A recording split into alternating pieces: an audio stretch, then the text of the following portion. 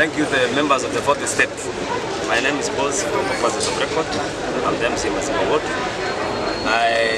It's a sad day. The entire people of Kisii County, more especially the people who believe on the rightful thing, and people who believe in justice. What we have witnessed today is a culmination of the conning, political conning, the deceit and the unrealistic character of Governor Arati.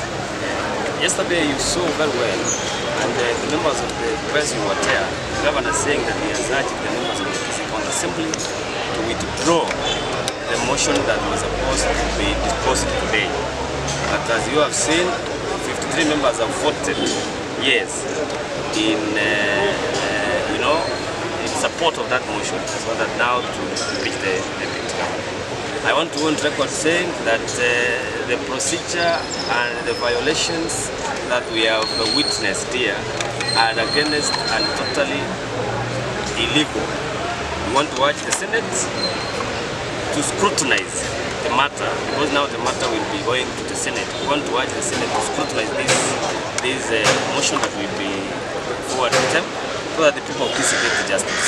I still maintain that the deputy governor is innocent, because the parents of the boy or the man who is the one complaining have clearly sworn an affidavit, some affidavit saying that they never bribed the deputy governor for their son to get a job. So it's just a matter of time, and the truth shall be known. Thank you.